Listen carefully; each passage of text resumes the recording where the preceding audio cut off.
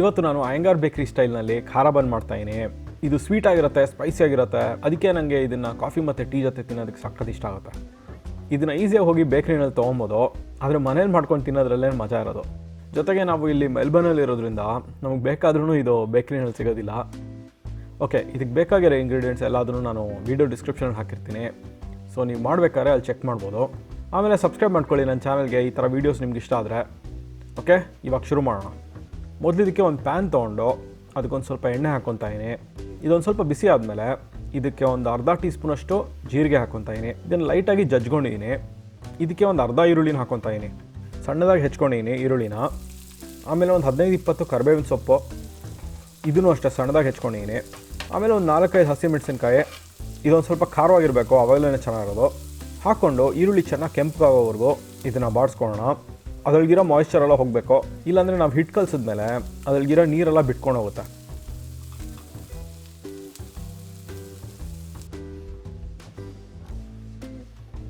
ಇವಾಗ ಈರುಳ್ಳಿ ಚೆನ್ನಾಗಿ ಕೆಂಪಗಾಗಿದೆ. ಇವಾಗ ಇದಕ್ಕೆ ಅರ್ಧ ಟೀ ಸ್ಪೂನಷ್ಟು ಅಚ್ಕಾರದ ಪುಡಿ ಹಾಕ್ತಾಯಿನಿ. ಇದಕ್ಕೆ ಬೇಕಂದರೆ ಚಿಲ್ಲಿ ಫ್ಲೇಕ್ಸ್ ಕೂಡ ಹಾಕ್ಕೊಬೋದು. ಓಕೆ, ಇದನ್ನು ಹಾಕ್ಕೊಂಡು 1 ನಿಮಿಷ ಬಾಡಿಸ್ಕೊಳ್ಳೋಣ. ಆಮೇಲೆ ಒಲೆ ಆರಿಸ್ಬಿಟ್ಟು ಇದಕ್ಕೊಂದು 2 ಟೇಬಲ್ ಸ್ಪೂನಷ್ಟು ಕೊತ್ತಂಬರಿ ಸೊಪ್ಪು ಹಾಕೋಣ. ಇದನ್ನು ಅಷ್ಟೇ ಸಣ್ಣದಾಗಿ ಹೆಚ್ಕೊಂಡಿದ್ದೀನಿ. ಇದನ್ನು ಕಲಿಸ್ಕೊಂಡು ಒಂದು ಚಿಕ್ಕ ಬಾಟ್ಲಿಗೆ ಹಾಕೋಣ. ಅದು ಫುಲ್ಲು ತಣ್ಣಗಾಗಬೇಕು, ರೂಮ್ ಟೆಂಪ್ರೇಚರ್ಗೆ ಬರಬೇಕು. ಇವಾಗ ಇದಕ್ಕೆ ಒಂದು 2 ಟೇಬಲ್ ಸ್ಪೂನಷ್ಟು ಬೆಣ್ಣೆ ತೊಗೊತಾಯಿನಿ. ನಾನು ಬೆಣ್ಣೆನ ಫ್ರಿಜ್ಜಲ್ಲಿ ಇಟ್ಟಿರ್ತೀನಿ, ಸೊ ಅದಕ್ಕೆ ಫುಲ್ ಗಟ್ಟಿಯಾಗಿದೆ. ಇದು ಫುಲ್ ಕರಗಬೇಕು, ಸೊ ಅದಕ್ಕೆ ನಾನು ಇದಕ್ಕೇ ಹಾಕಿ ಬಿಸಿನಲ್ಲಿ ಕರಗಕ್ಕೆ ಬಿಡ್ತೀನಿ. ಇದೆಲ್ಲ ಫುಲ್ ರೂಮ್ ಟೆಂಪ್ರೇಚರ್ಗೆ ಬರಲಿ. ಅಷ್ಟರಲ್ಲಿ ನಾವು ಇನ್ನೊಂದು ಬೌಲ್ ತೊಗೊಳ್ಳೋಣ. ಅದಕ್ಕೆ ಒಂದು 1/4 ಕಪ್ಪಷ್ಟು ನೀರು, 1/4 ಕಪ್ಪಷ್ಟು ಹಾಲು ಹಾಕ್ಕೊತಾಯಿನಿ. ಇದನ್ನು ಮೈಕ್ರೋವೇವ್ನಲ್ಲಿ ಒಂದು 20-30 ಸೆಕೆಂಡು ಬೆಚ್ಚಗೆ ಮಾಡ್ಕೊಳ್ಳೋಣ. ಉಗುರು ಬೆಚ್ಚಗಿದ್ರೆ ಸಾಕು, ತುಂಬ ಬಿಸಿಯಾಗಬಾರ್ದು. ಇದಕ್ಕೆ ನಾನು 1.5 ಟೀ ಸ್ಪೂನಷ್ಟು ಸಕ್ಕರೆ ಹಾಕ್ಕೊತಾಯಿನಿ. ಆಮೇಲೆ 1 ಟೀ ಸ್ಪೂನಷ್ಟು ಈ ಇನ್ಸ್ಟಂಟ್ ಡ್ರೈ ಈಸ್ಟ್ ಹಾಕ್ಕೊತಾಯಿನಿ. ಇದನ್ನು ಒಂದು ಸ್ಪೂನ್ ತೊಗೊಂಡು ಚೆನ್ನಾಗಿ ಕಲಿಸ್ಕೊಳ್ಳೋಣ. ಈಸ್ಟು ಆ ಸಕ್ಕರೆನ ಉಪಯೋಗಿಸ್ಕೊಂಡು ಆ್ಯಕ್ಟಿವೇಟ್ ಆಗುತ್ತೆ. ಅದು ಆ್ಯಕ್ಟಿವೇಟ್ ಆದಮೇಲೆ ಅದು ಫುಲ್ಲು ನೊರೆ ಬರುತ್ತೆ ಮೇಲ್ಗಡೆ, ಅವಾಗ ಗೊತ್ತಾಗುತ್ತೆ ಈಸ್ಟ್ ಚೆನ್ನಾಗಿದೆ ಅಂತ. ಇದೊಂದು 10 ನಿಮಿಷ ತೊಗೊಬೋದು. ಸೊ ಅದನ್ನು ಸೈಡಲ್ಲಿ ಇಟ್ಕೊಂಡಿರೋಣ. ಇವಾಗ ಒಂದು ದೊಡ್ಡ ಬಟ್ಲು ತೊಗೊಂಡು ಅದಕ್ಕೆ ಒಂದು ಸ್ವಲ್ಪ ಮೈದಾ ಹಾಕೋಣ. 1.5 ಕಪ್ಪಷ್ಟು ಮೈದಾ ಇದೆ ಇಲ್ಲಿ.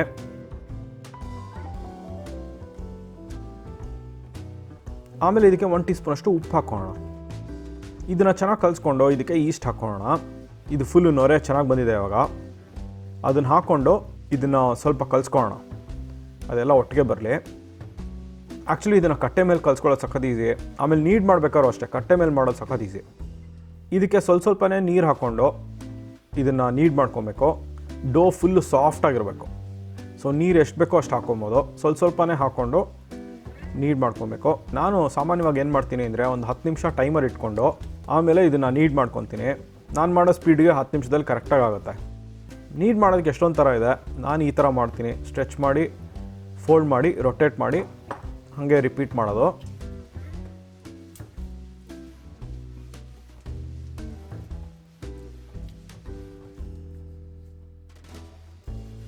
ಓಕೆ, ಫುಲ್ ಸಾಫ್ಟಾಗಿ ಆಗಿರಬೇಕು.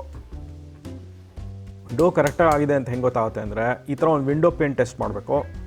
ಸ್ವಲ್ಪ ಹಿಟ್ಟನ್ನ ಕೈಯಲ್ಲಿ ತೊಗೊಂಡು ಈ ಥರ ಬಾಲ್ ಮಾಡಿಕೊಂಡು 2 ಕೈ ಉಪಯೋಗಿಸ್ಕೊಂಡು ಈ ಥರ ಸ್ಟ್ರೆಚ್ ಮಾಡಬೇಕು. ಸ್ಟ್ರೆಚ್ ಮಾಡಿದಾಗ ಅದು ಫುಲ್ ಒಂಥರ ಟ್ರಾನ್ಸ್ಲೂಸೆಂಟ್ ಆಗುತ್ತೆ.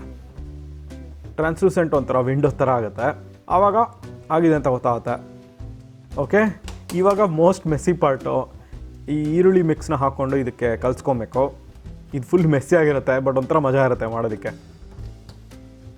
ಈ ಹಿಟ್ಟನ್ನ ಫುಲ್ಲು ಈ ಥರ ಸ್ಟ್ರೆಚ್ ಮಾಡಿಕೊಂಡು ಈರುಳ್ಳಿನೆಲ್ಲ ಹಾಕ್ಕೊಳ್ಳೋಣ. ಪೂರ್ತಿ ಹಾಕ್ಕೊಂಡು ಇದನ್ನು ನಿಧಾನಕ್ಕೆ ಕಲಿಸ್ಕೊಳ್ಳೋಣ. ಫುಲ್ಲು ಎಲ್ಲದನ್ನು ಚೆನ್ನಾಗಿ ಈವನ್ ಆಗಿ ಕಲಿಸ್ಕೊಬೇಕು.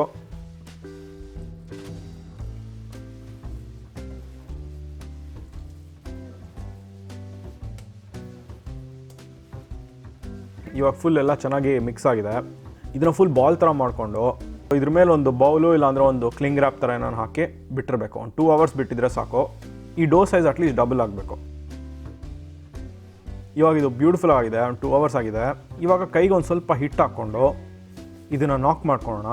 ಅದರಲ್ಲಿರೋ ಗಾಳಿ ಎಲ್ಲ ಹೋಗಬೇಕು. ಸೊ ನಿಧಾನಕ್ಕೆ ಇದನ್ನು ನಾಕ್ ಮಾಡ್ಕೊಳ್ಳೋಣ.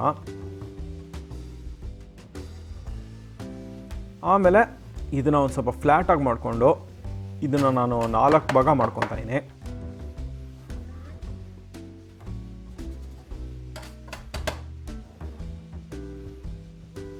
ಆಮೇಲೆ ಎಡ್ಜಸ್ನೆಲ್ಲ ಒಳಗಡೆ ಹಾಕ್ಕೊಂಡು ಬಾಲ್ ಥರ ಮಾಡ್ಕೊಳ್ಳೋಣ ಕೈಯಲ್ಲಿ.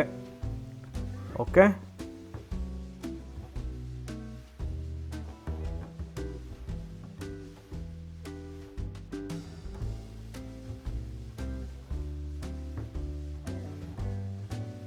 ಇವಾಗ ಒಂದು ಪ್ಯಾನ್ ತೊಗೊಂಡು ಅದಕ್ಕೊಂದು ಸ್ವಲ್ಪ ಎಣ್ಣೆ ಹಾಕ್ಕೊತಾ ಇದ್ದೀನಿ. ಆಮೇಲೆ ಈ ಡೋನ ಹುಷಾರಾಗಿ ಪ್ಯಾನಲ್ಲಿ ಇಟ್ಕೊಳ್ಳೋಣ. ಅದ್ರ ಮಧ್ಯೆ ಒಂದು ಸ್ವಲ್ಪ ಜಾಗ ಇರಬೇಕು, ಏನಕ್ಕೆ ಅಂದರೆ ಅದು ಉಬ್ಬತ್ತು ಇವಾಗ. ಆಮೇಲೆ ಅದ್ರ ಮೇಲೆ ಒಂದು ಸ್ವಲ್ಪ ಕ್ಲಿಂಗ್ ರ್ಯಾಪ್ ಹಾಕಿ ಇದನ್ನು ಇನ್ನೊಂದು ಗಂಟೆ ಪ್ರೂಫ್ ಮಾಡಬೇಕು. 1 ಅವರಲ್ಲಿ ಬ್ಯೂಟಿಫುಲ್ಲಾಗಿ ಉಬ್ಬಿದೆ ಇದು. ಇವಾಗ ಇದನ್ನು ಬೇಕ್ ಮಾಡೋಕ್ಕಿಂತ ಮುಂಚೆ ಇದಕ್ಕೆ ಒಂದು ಸ್ವಲ್ಪ ಹಾಲನ್ನ ಅದ್ರ ಮೇಲೆ ಬ್ರಷ್ ಮಾಡಬೇಕು. ಅವಾಗ ಒಳ್ಳೆ ಕಲರ್ ಬರುತ್ತೆ ಮೇಲ್ಗಡೆ. ಬ್ರಷ್ ಇಲ್ಲ ಅಂದರೆ ಒಂದು ಪೇಪರ್ ಟವಲ್ ಕೂಡ ಉಪಯೋಗಿಸ್ಕೊಂಡು ಮಾಡ್ಬೋದು. ಆಮೇಲೆ ಇದನ್ನು ಒಂದು 200 ಡಿಗ್ರಿ ಸೆಲ್ಸಿಯಸಲ್ಲಿ 10 ನಿಮಿಷ ಇದನ್ನು ಬೇಕ್ ಮಾಡಿದ್ರೆ ಸಾಕು. ಮೇಲ್ಗಡೆ ಒಂದು ಸ್ವಲ್ಪ ಕೆಂಪಿಗೆ ಒಳ್ಳೆ ಕಲರ್ ಬಂದಿರುತ್ತೆ.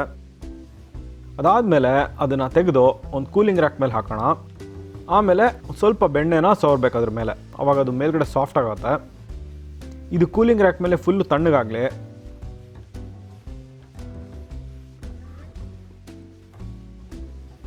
ಕೊನೆಗೂ ಇದನ್ನು ತಿನ್ನೋಕ್ಕೆ ಟೈಮ್ ಬಂದಿದೆ. ಫುಲ್ ನೈಸ್ ಆ್ಯಂಡ್ ಸಾಫ್ಟ್ ಆಗಿದೆ. ಓಕೆ, ನಾನು ಇದನ್ನು ಕಾಫಿ ಜೊತೆ ಎಂಜಾಯ್ ಮಾಡ್ತೀನಿ. ನೀವು ಇದನ್ನು ಟ್ರೈ ಮಾಡಿ ನನಗೆ ಹೆಂಗಾಯಿತು ಅಂತ ಕಾಮೆಂಟ್ ಸೆಕ್ಷನಲ್ಲಿ ಹೇಳಿ. ಈ ವಿಡಿಯೋ ಇಷ್ಟ ಆಯಿತು ಅಂದರೆ ಲೈಕ್ ಬಟನ್ ಮೇಲೆ ಕ್ಲಿಕ್ ಮಾಡಿ. ಆಮೇಲೆ ನನ್ನ ಚಾನಲ್ಗೆ ಸಬ್ಸ್ಕ್ರೈಬ್ ಮಾಡ್ಕೊಳ್ಳಿ. Okay, thanks for watching. Bye.